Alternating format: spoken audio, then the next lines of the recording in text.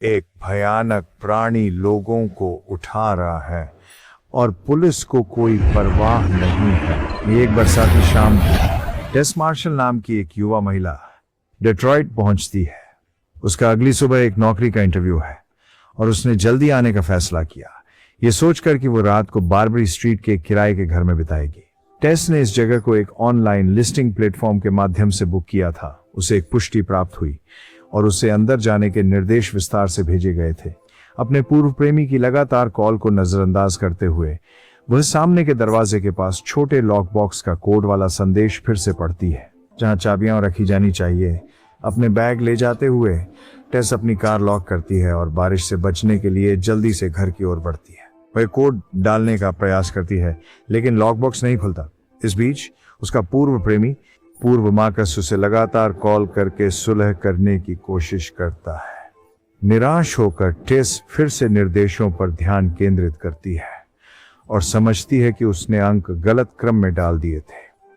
वह सही संयोजन आजमाती है, लेकिन उसके आश्चर्य के लिए लॉक बॉक्स खाली है। टेस के मन में घबराहट होने लगती है जब वह समस्या को सुलझाने के लिए कस्टमर सपोर्ट को कॉल करती है, लेकिन कोई जवाब नहीं मिलता।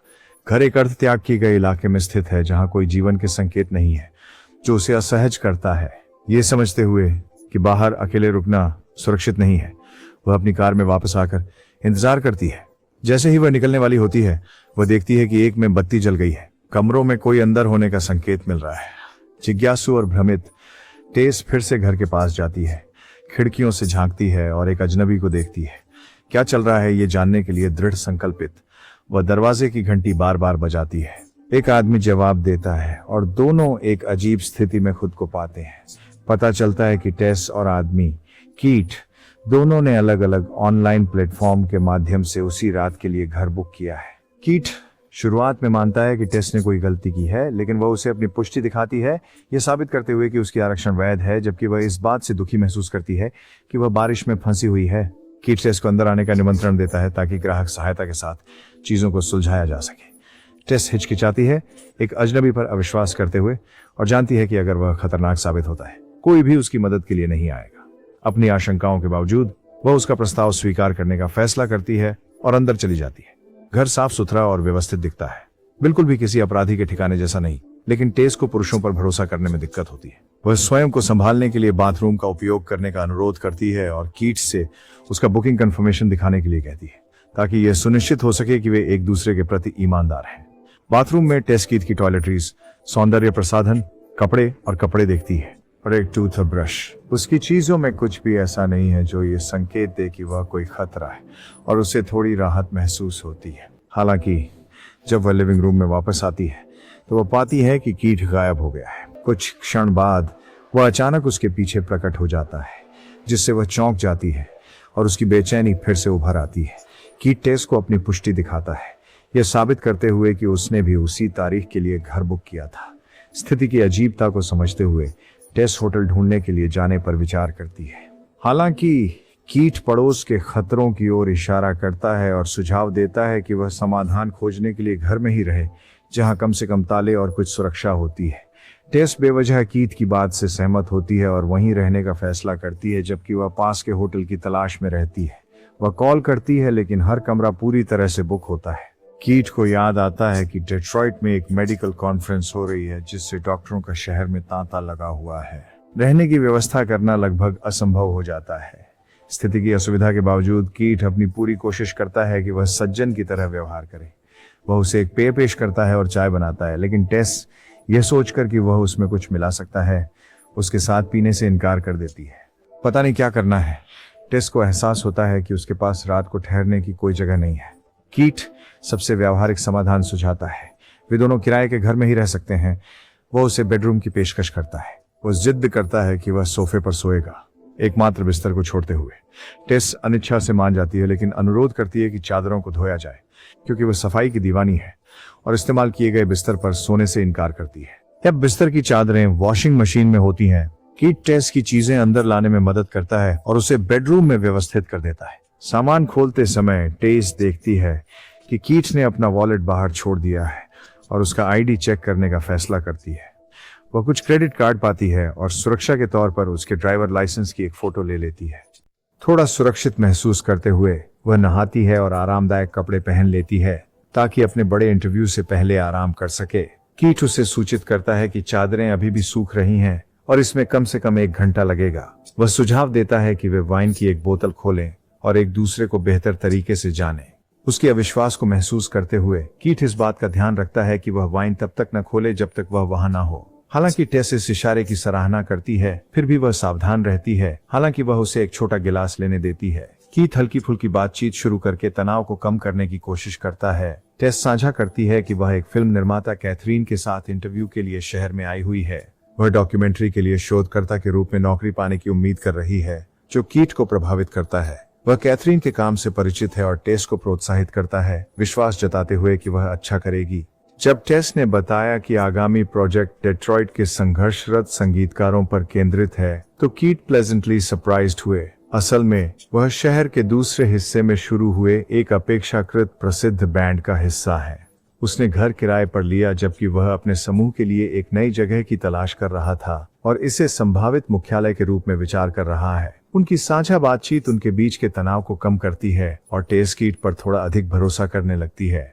बाद में जब बिस्तर तैयार हो जाता है, कीट बिस्तर लगाने में उसकी मदद करता है, अपनी अनोखी शैली जोड़ते हुए, जो टेस को हंसा देती है। यह पल उनके बीच संबंध को मजबूत करता है और आपसी स्नेह की एक चिंगारी पैदा करता है। हालांकि दोनों यह समझते हैं कि वे एक दूसरे को मुश्किल से जानते हैं और फिलहाल चीजों को सख्ती से दोस्ताना रखते हैं। कीट टेस को शुभ रात्रि कहता है और लिविंग रूम में सोफे की ओर बढ़ जाता है। उनकी पिछली बातचीत की गर्मजोशी में खोई हुई टेस अपने बेडरूम का दरवाजा बंद करना भूल जाती है। उस रात बाद में दरवाजे की चरमराहट की आवाज सुनकर वह जाग जाती है। चिंतित होते हुए वह समझती है कि यह कीट हो सकता है और लिविंग रूम की ओर जाती है, जहां वह उसे सोफे पर करवट बदलते हुए देखती है, जो मानो एक बुरे सपने में फंसा हो। जब टेस उसे देख रही होती है, वह देख नहीं पाती कि उसके पीछे बेसमेंट का दरवाजा चुपचाप बंद हो रहा है, इशारा करते हुए कि शायद वे घर में अकेले नहीं हैं। घटना का सामना करने के लिए टेस कैथ को जगाती है, लेकिन वह उनींदा होकर कहता है कि उसने कुछ देखा या सुना नहीं। विश्वास खोने के बाद जो उसने बनाना शुरू किया था, टेस अपने कमरे में लौट जाती है और दरवाजा बंद कर लेती है। अगले सुबह कीट जल्दी निकल जाता है, एक नोट छोड़कर जिसमें उसने टेस से कहा है कि वह चाबियां वापस लॉक बॉक्स में रख दे ताकि अगर वह पहले लौटे तो अंदर आ सके। टेस अपने इंटरव्यू के लिए जाती है, जो सफल साबित होता है। एरिन, जो उसकी संभावित नियोक्ता है, उसे बधाई देती हैं, लेकिन चिंता व्यक्त करती हैं जब टेस उस खराब हालत वाले पड़ोस में रहने का जिक्र करती है। उसे सुरक्षित आवास खोजने का आग्रह किया। वापस आते समय टेस अपने आप से मानती है कि यह क्षेत्र अस्थिर, यहाँ तक कि डरावना है, लेकिन फिलहाल यह सबसे व्यावहारिक विकल्प है और वैसे भी उसे कीट पसंद आने लगा था। घर के पास पार्क करते समय वह देखती है कि एक बेघर व्यक्ति उसका पीछा कर रहा है। घबराई हुई टेस अंदर दौड़ती है और पुलिस को फोन करती है, लेकिन सहायता के लिए उसके अनुरोध को उपलब्ध गश्ती इकाइयों की कमी के कारण खारिज कर दिया जाता है। बाद में टेस महसूस करती है कि टॉयलेट पेपर खत्म हो गया है। घर में खोजते हुए उसे तहखाने में एक स्टॉक मिलता है और वह उसे लेने के लिए नीचे जाती है। जैसे ही वह अंदर प्रवेश करती है, दरवाजा उसके पीछे बंद हो जाता है, उसे अंदर फंसा देता है।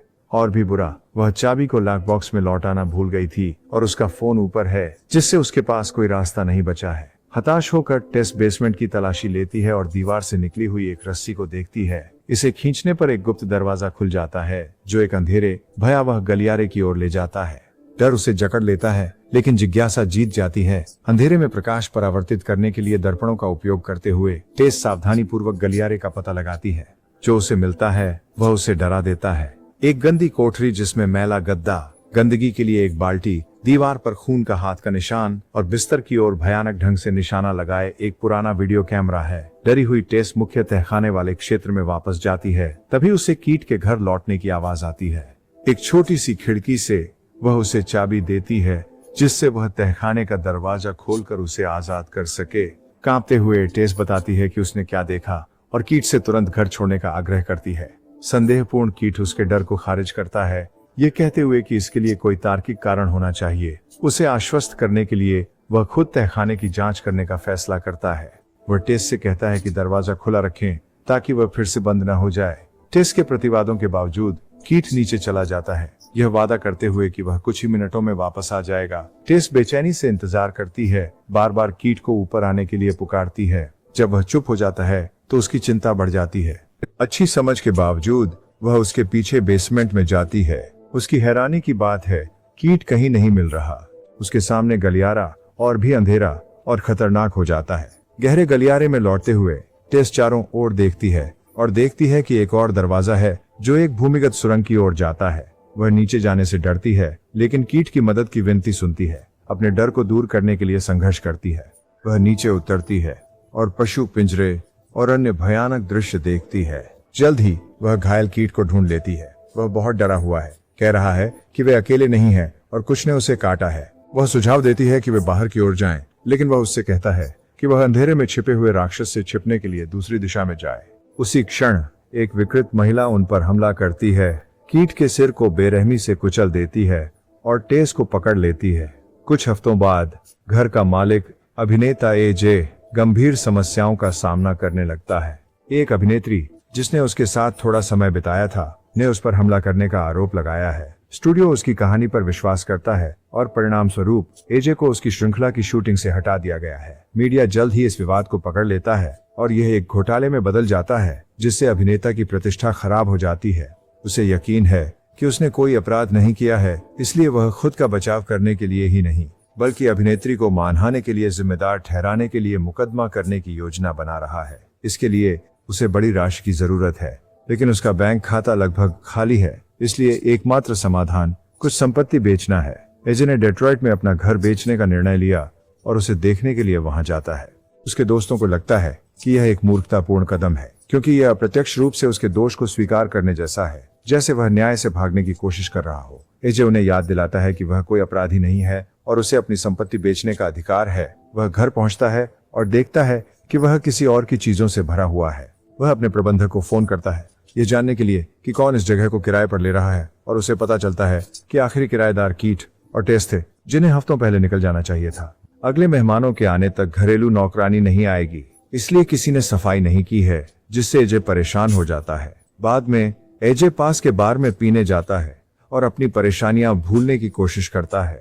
जब वह घर लौटता है तो वह फिर से भूल गए सामान, कपड़े, किताबों को नोटिस करता है, और यहाँ तक कि एक लैपटॉप। सब कुछ संदिग्ध लगता है, क्योंकि कोई भी यह सब पीछे नहीं छोड़ेगा जब वे घर छोड़ रहे हों। अगली सुबह एजे को याद आता है कि जब वह पहुंचा तो बेसमेंट का दरवाजा खुला था। उसे संदेह होता है कि कुछ अवैध रूप से रहने वाले लोग उसके घर में आ बसे हैं और बेसमेंट में रह रहे हैं। कल्पित हथियार से उन्हें धमकाते हुए वह उन्हें बाहर आने का आदेश देता है, मगर कुछ नहीं होता है। उसी समय वह नीचे तहखाने से अजीब आवाजें सुनता है, जिससे उसे विश्वास होता है कि कोई वहां है। चाकू और टॉर्च के साथ एजे आगे बढ़ता है, जहां वह एक अजीब स्थिति में लगे हुए दर्पण को खोजता है। यह एक गुप्त दरवाजा दिखा रहा है और दीवार से बाहर निकली हुई एक रस्सी भी है। अंधेरे गलियारे में एजे को एक कमरा मिलता है, जिसमें एक कैमरा और खून से सनी हुई दीवार है।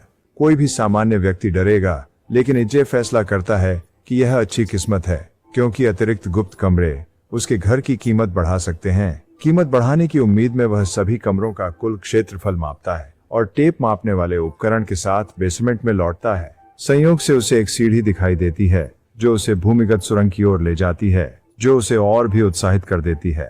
जानवरों का पिंजरा और डरावनी आवाजें उसे डराती नहीं है, क्योंकि हर अतिरिक्त वर्ग फुट उसे अपने वकीलों की फीस चुकाने और अपनी खराब हुई प्रतिष्ठा को पूरी तरह से सुधारने के करीब ले जाता है। यहाँ एजे को एक कमरा भी मिलता है, जिसमें एक टेलीविजन है, जहाँ युवा माताओं को स्तनपान कराना सिखाया जा रहा है। यह महसूस करते हुए कि वह अकेला नहीं है और अधिक डरावनी आवाजें सुनकर एजे भागने की कोशिश करता है, लेकिन दैत्य उसे पकड़ लेता है और एक गड्ढे में फेंक देता है, जहां टेस इंतजार कर रही है। इन घटनाओं के 40 वर्ष पहले 1980 के दशक में यह घर एक शांत और अकेले रहने वाले व्यक्ति फ्रैंक का था। यह क्षेत्र सुंदर और समृद्ध था, क्योंकि डेट्रॉइट संयुक्त राज्य अमेरिका की ऑटोमोटिव राजधानी थी। एक दिन फ्रैंक भविष्य के बच्चे के लिए चीजें खरीदने के लिए दुकान गया। घर जाते समय उसने एक सुंदर महिला को देखा और प्लम्बर बनने का नाटक करने का फैसला किया।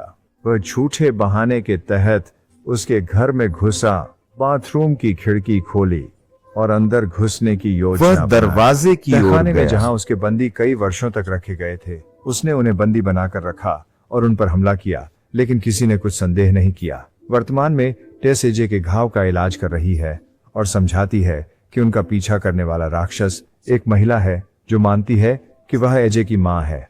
किसी को नहीं पता कि वह कहाँ है, इसलिए संभावना नहीं है कि कोई मदद के लिए आएगा। टेस उसे माँ को नाराज न करने और उसके बच्चे होने का नाटक करने का आग्रह करती है। कुछ पलों बाद राक्षस प्रकट होता है और एजे को बोतल से दूध देने की पेशकश करता है। टेस माँ की मांगों का आज्ञा मानती है, जिसने उसे यहाँ इस पूरे समय तक जीवित रहने में मदद की है। माँ एजे को दूध देती है, लेकिन वह इसे घिनौना पाते हुए इनकार कर देता है। टेस उससे पुनर्विचार करने की विनती करती है, लेकिन वह अपने इनकार में दृढ़ रहता है। गुस्से में माँ गड्ढे को खोलती है और उसे खींचकर टेलीविजन वाले कमरे में ले जाती है, जहाँ वह उसे जबरदस्ती स्तनपान कराती है। टेस को गड्ढे से भागने का एक मौका नजर आता है। राक्षस के ठिकाने के पास से सावधानी से गुजरते हुए वह गलती से एक मापने वाला टेप गिरा देती है। अपने भागने के प्रयास का खुलासा करते हुए, ये समझते हुए कि उसके पास सिर्फ कुछ क्षण बचे हैं, टेस भागने की कोशिश करती है। बेसमेंट का दरवाजा फिर से बंद होने पर वह एक छोटी खिड़की तोड़कर बाहर निकलने की कोशिश करती है। अंतिम क्षण में एक बेघर आदमी, जिसका नाम आंद्रे है, जो उसका पीछा कर रहा था, उसकी मदद करता है। माँ उसका पीछा करती है, लेकिन उसे पकड़ नहीं पाती, घर के अंदर ही रह जाती है। आंद्रे टेस को चेतावनी देता है कि वह सिर्फ अंधेरा होने तक सुरक्षित रहेगी, जिसके बाद राक्षस उसका पीछा करेगा। छिपने की एकमात्र जगह पानी की टंकी के पास है, जहां आंद्रे रहता है।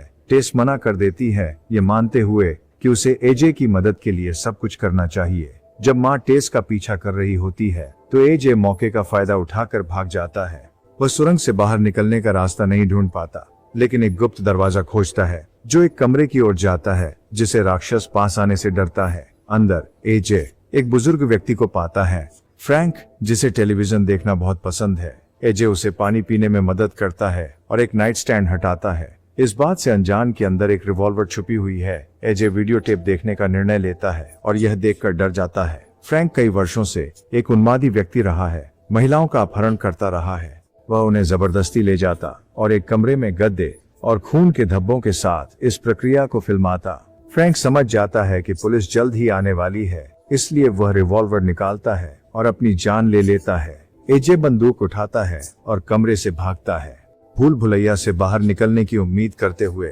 इस बीच टेस निकटतम पेट्रोल स्टेशन पर पुलिस को बुलाने पहुंचती है। जब गश्ती दल आता है, वह उन्हें बताने की कोशिश करती है कि क्या हुआ, लेकिन अधिकारी उसे बिना पैसे या पहचान के एक परेशान नागरिक की तरह देखते हैं। उसकी हालत बिखरी हुई नजर आती है और अधिकारी मान लेते हैं कि टेस नशे में है, सोचते हुए कि उसकी कहानी मतिभ्रम का परिणाम है। टेस उन्हें उस घर में जाने के लिए राजी कर लेती है जहां वह राक्षस लोगों का अपहरण कर रहा है, लेकिन फिर से पुलिस कार्रवाई करने से मना कर देती है। वे टेस को चेतावनी देते हैं कि अगर उसने फिर से फोन किया तो वे उसे गिरफ्तार कर लेंगे और एक अधिक महत्वपूर्ण कॉल के लिए रवाना हो जाते हैं। रात के समय टेस खिड़की तोड़ती है और घर में घुसकर कार की चाबी लेती है। वह जाने की योजना बनाती है, लेकिन जैसे ही वह भागने वाली होती है, माँ दरवाजा तोड़कर बाहर आती है उसे पकड़ने के लिए। टेस राक्षस को कार से टक्कर मारती है और उम्मीद करती है कि उसने छुटकारा पा लिया है। कार को घर में घुसा देती है। माँ टेस बेसमेंट में एजे को ढूंढने जाती है, लेकिन डरा हुआ अभिनेता गलती से उसे गोली मार देता है। दोनों बाहर निकलने में सफल हो जाते हैं, लेकिन टेस को एहसास होता है कि माँ गायब हो गई है, मतलब वह अभी भी जीवित है। एजे और टेस पानी के टॉवर की ओर बढ़ते हैं, जहां उनकी मुलाकात बेघर आदमी से होती है।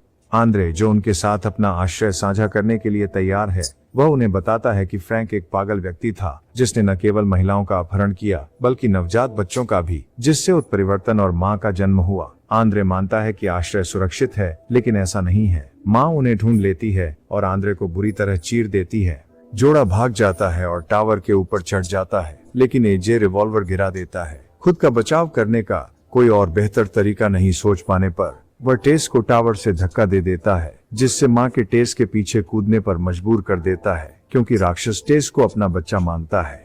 वह नीचे पहुंचता है। वह देखता है कि माँ ने टेस को बचाया, इस प्रक्रिया में खुद को बलिदान कर दिया। टेस अभी भी जीवित है। जब एजे माफी मांगने की कोशिश करता है, माँ अपने आप को संभाल लेती है और उसकी आंखें बाहर निकालकर निर्दयता से उसे मार डालती है।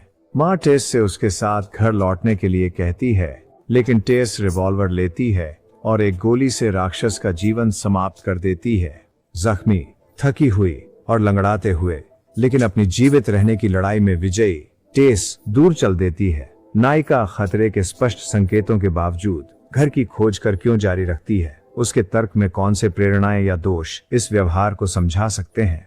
उसके पास जो जानकारी है उसके आधार पर हर चरण में उसके कार्य कितने न्याय संगत हैं। क्या यह लापरवाही, साहस का मामला है या उसकी मानवता को बनाए रखने की इच्छा है? नीचे टिप्पणियों में अपने विचार साझा करें, एक थम्स अप दें और चैनल को सब्सक्राइब करना न भूलें। अगले वीडियो में मिलते हैं।